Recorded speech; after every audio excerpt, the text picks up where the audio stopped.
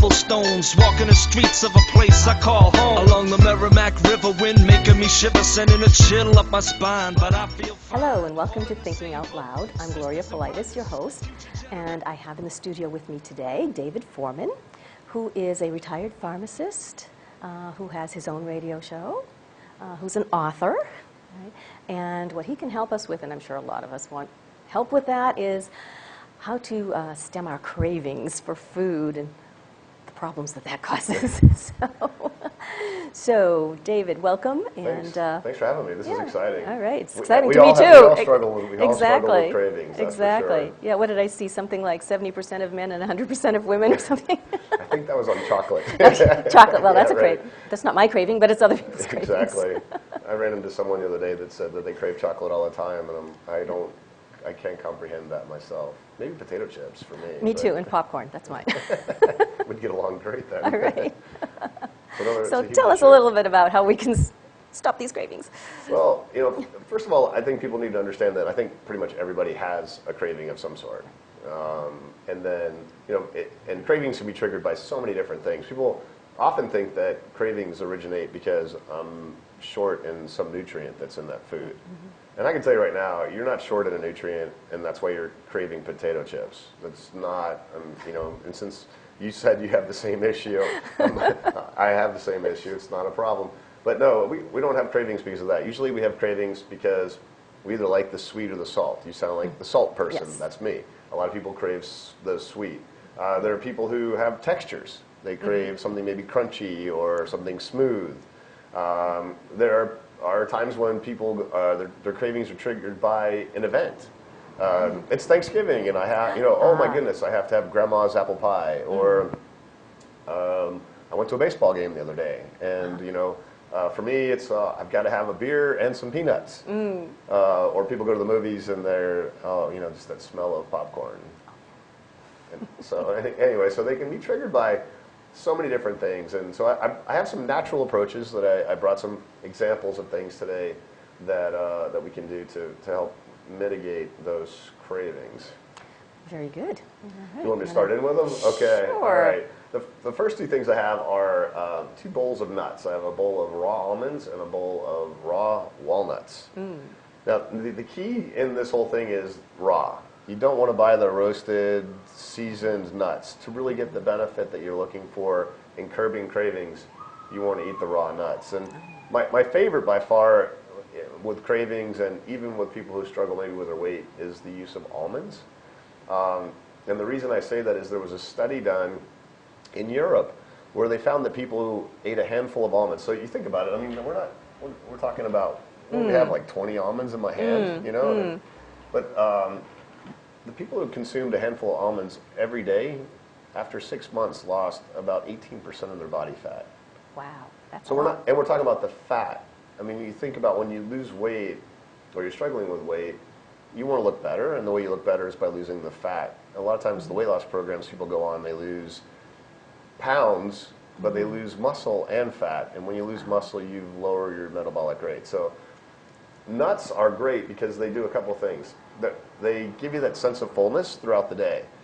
I encourage people to eat your almonds in the morning, 10 or 11 o'clock in the morning, or even earlier, because they kind of stay with you all day. They're a good source of energy because they're high in complex carbohydrates. There's a difference in carbs, and we'll talk about that in a minute, but they're high in complex carbohydrates, high in protein, and high in good fats. And a lot of people say, my doctor told me I have to be on a low-fat diet. And the fats that are in nuts, especially almonds and walnuts, are actually healthy, and they'll actually help your body burn more fat. So you're getting a good source of energy. And another reason people have cravings is their energy levels drop.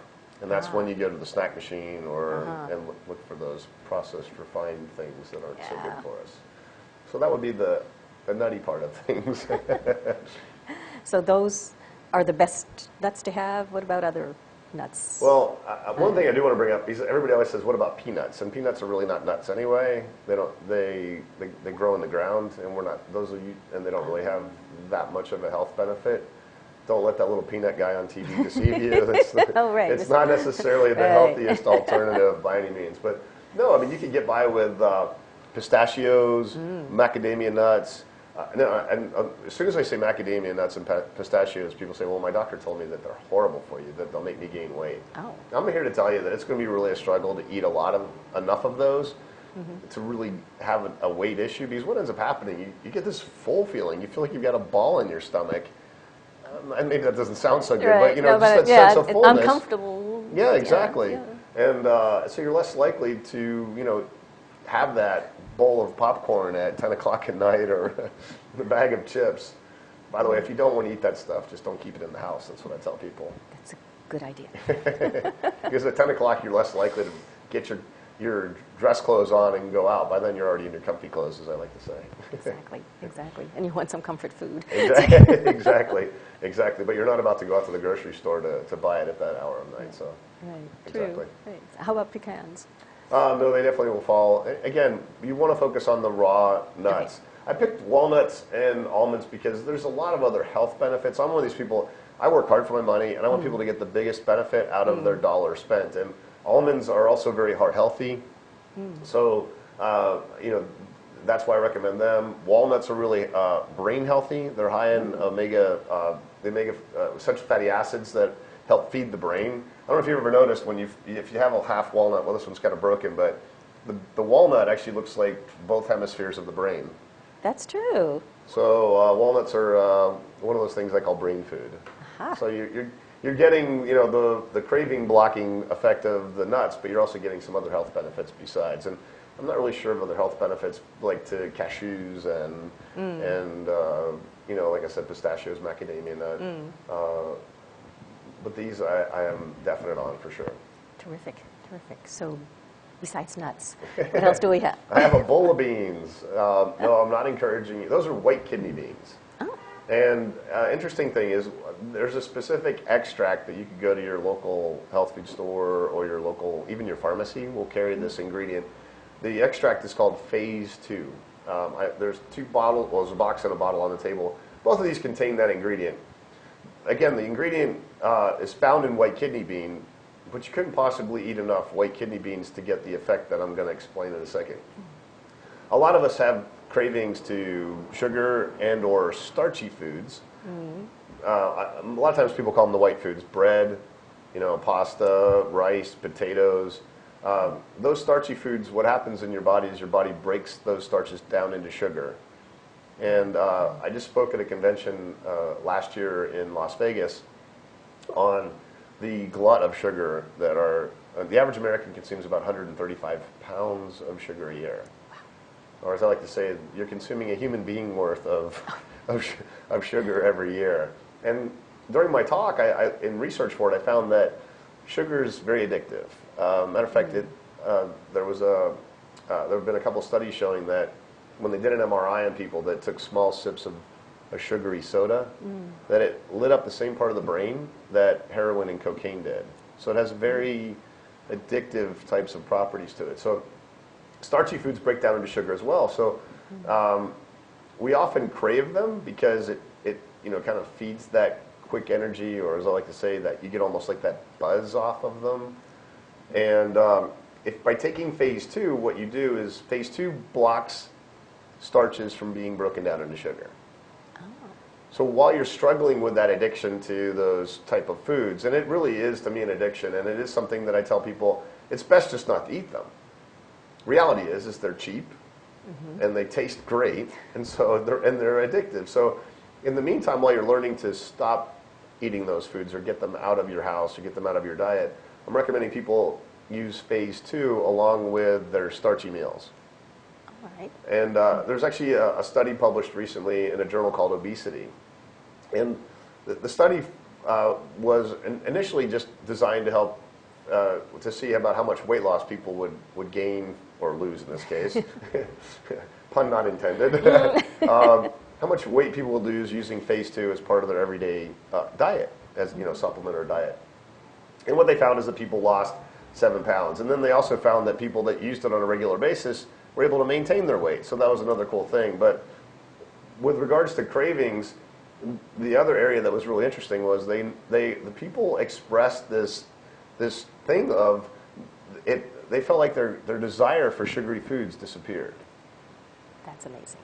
Yeah, exactly. I mean, it's funny because, again, it is an addictive, sugar is definitely addictive, but the fact that people used phase 2, again, it's part of, it's one of the supplements or ingredients I say is good for people that struggle with weight, especially the people that are, most Americans, addicted to starchy foods. But now, I have something I can say, hey, you know what, if you took this on a regular basis, your craving for sweets would be diminished as well, which for you and I is not a big deal. Right. But it will help But the us. starches are for me. Yeah, exactly. Well, for us, exactly. So as a matter of fact, one of my little favorite sayings on phase 2 is that you can enjoy a little bit more and absorb a lot less. So you can still consume that pizza or bagel or the bowl of cereal or whatever it is, bag of potato chips, and absorb a lot less of the starch. And again, starches are a carbohydrate. Remember earlier I talked about complex carbohydrates from nuts. A lot of science now showing that where your carbs come from really does matter. So the more refined or processed, the starchy potato, rice, bread, those types of things, will definitely pack on the pounds much quicker than complex carbohydrates, which come from fruits, vegetables, nuts, seeds, and things like that. So healthier stuff. Yeah, right. Well, I mean, in reality, weight gain, weight loss is really common sense. It's just most of us either don't want to hear it or the foods really are addictive. I mean, it's scary. It's true. I mean, I'm not to be like a conspiracy theory kind of guy, but the more processed, I think it's just completely unhealthy. There's nothing good in there for you. Right. Now, this phase 2, where you're a retired pharmacist, are there any side effects, health kinds of things? Because my aunt would love this. She's got a pacemaker, and your aunt and a ton of other people. Is this okay? Right? Would this be okay for her? No, actually, well, I mean, I always tell people when it comes to nutritional supplements to consult with their healthcare provider. Having said that, as you asked me as the pharmacist, I'm really unaware of really any known interactions of using phase 2 with prescription medications. I'm not saying that you're not going to have a problem. And in most cases, if you go to your healthcare provider and say, I would like to take phase 2 because I struggle with weight and starches and sugary foods, most of them are not going to, first of all, know what you're talking about. But that was me. I mean, when I owned my pharmacy in Virginia many years ago, before I got into the natural medicine thing, I was that person that said, "Oh no, don't do that." It was, but as far as I know, I wouldn't see any issue with it. I think it's funny. It doesn't get promoted this way, but I think it's really good for people that have blood sugar issues. So, and a matter of fact, when I was giving my talk last year in Las Vegas, that was one thing I brought up. And the sugar thing is like, if your blood sugar is elevated, it's not just from sugar in your diet, it's from other foods like we just talked about, the starches being broken down into sugar. So, if you're blocking your body's ability to break starches down into sugar, those foods are going to have less of an impact on raising your blood sugar. So if you're type 1 or type 2 diabetic, I would consider using this. I will tell you, though, that it will probably have that effect on lowering your blood sugar. So you need to be cautious with your medication. So I don't normally say to people with diabetes, unless they're monitoring their blood sugar. Right. And most are nowadays, counseled to, monitor at least 4 times a day. Some people are monitoring 6 or 8 times a day. Wow.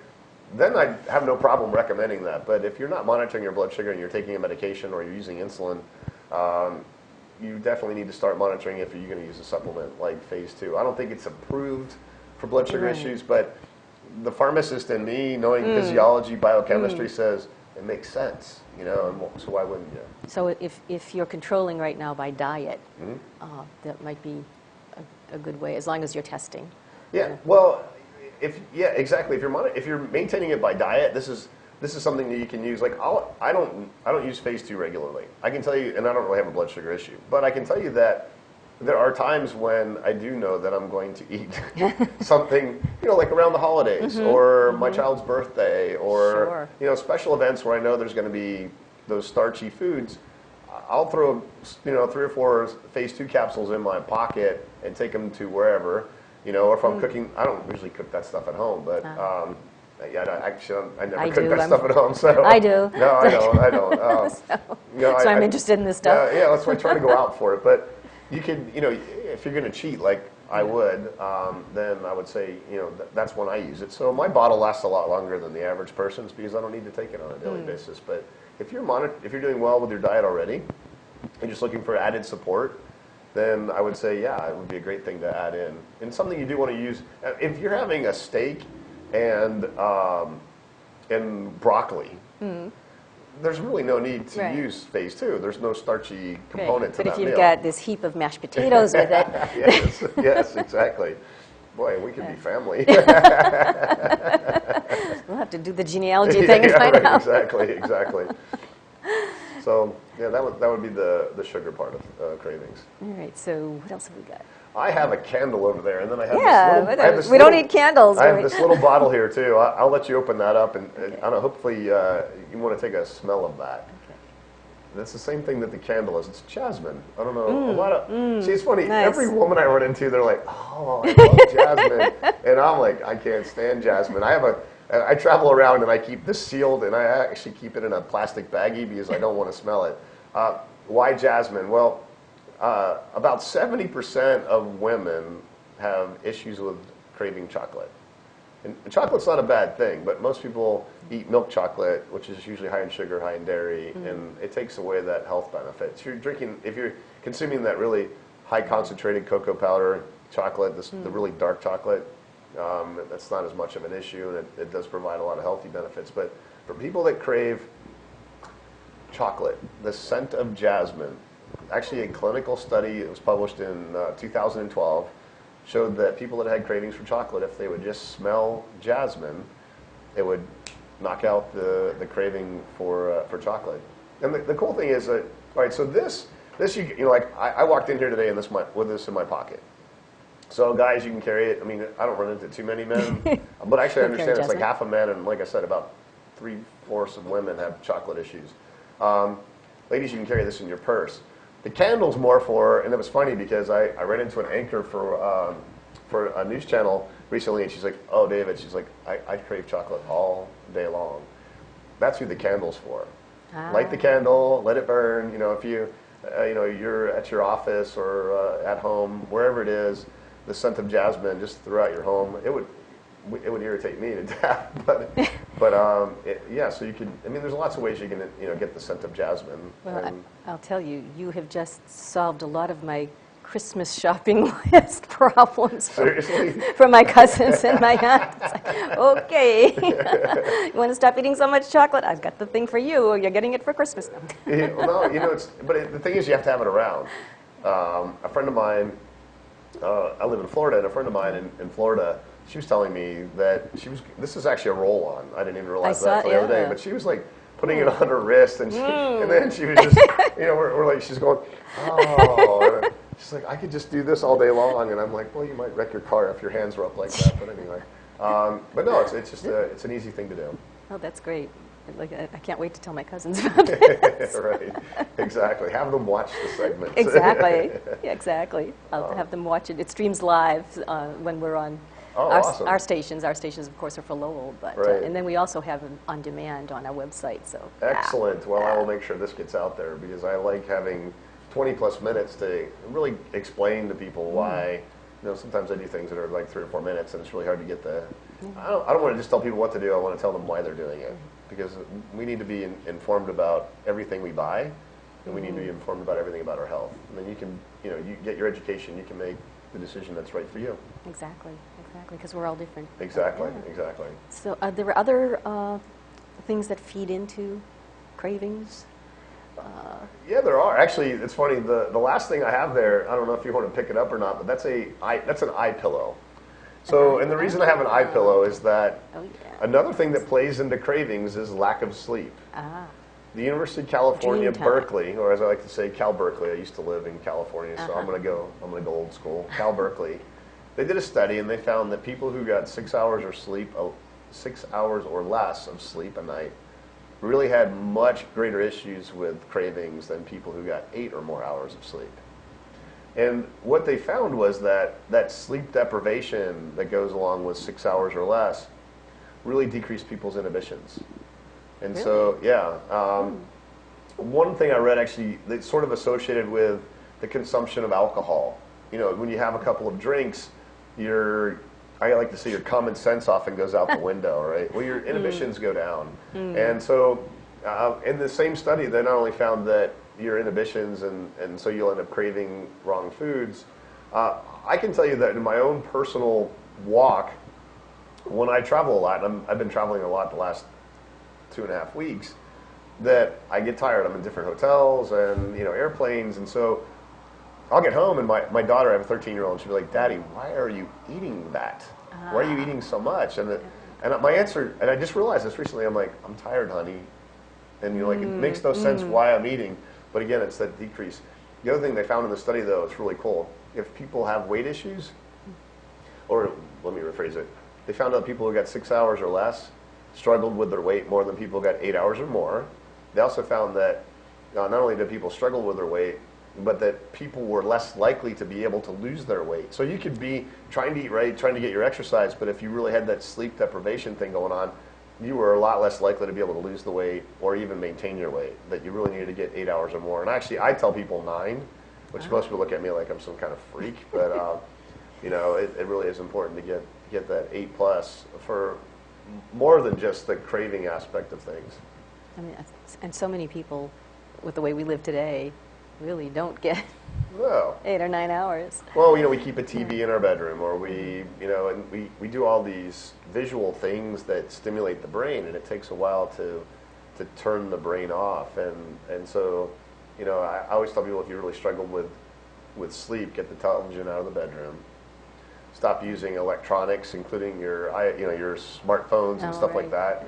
About 30 minutes before you go to bed. It gives your brain just a kind of chance to chill out, I guess we could say. Yeah.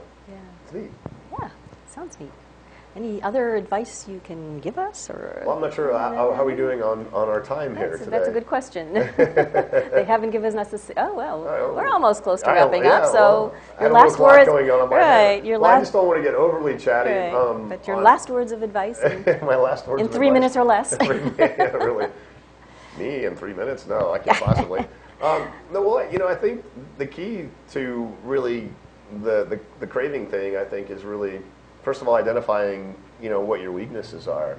If it is a potato chip or a popcorn thing like you and I, well, then don't keep it in the house.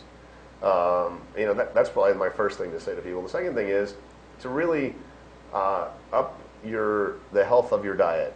The more processed, refined the food gets, the more ingredients, like if you're buying something in a box or a package, if it has 5 or more ingredients in it, most of those things are probably not going to be good for you. Especially the long names, monosodium glutamate or whatever. Yeah, there's a really cool book. I can't remember the title of it. It's really it's like each page has a tip on it. It's called Food Rules, R-U-L-E-S, Food Rules. And one of the things in the book says, don't eat anything that has a word that a 3rd grader can't pronounce. Don't eat foods that are delivered through your car window. I mean, those kind of quirky things. Right. But seriously, if we eat better, eat and don't get me wrong, I do eat chips, I do eat popcorn, but I don't eat them on a daily basis. Right. And so we eat a lot of whole foods, fruits, vegetables, nuts, seeds, legumes, lean cuts of meat. When you do that, then when you do want to cheat, have a piece of pie or a piece of cake or a bagel or whatever it is. It's not going to have that negative effect, and you're not going to have that desire to have it again and again and again. Now, I think I saw in some material that there's a website that people can go to find out more about this stuff. Yeah, definitely. I would encourage people to go to my website, which is herbalpharmacist.com. You can connect to me there on Facebook and Twitter.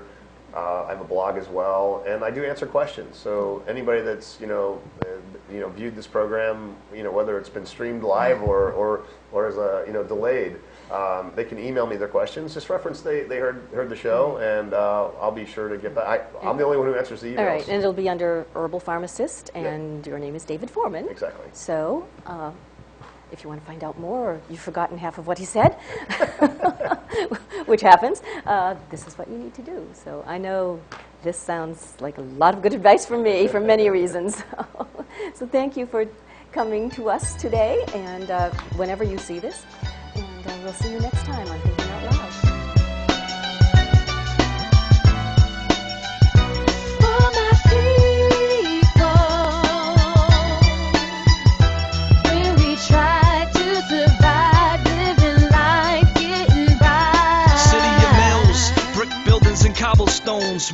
streets of a place I call home. Along the Merrimack River, wind making me shiver, sending a chill up my spine, but I feel fine. All in the same boat, sisters and brothers, future generations setting sail from overseas. Destination low, the city of dreams.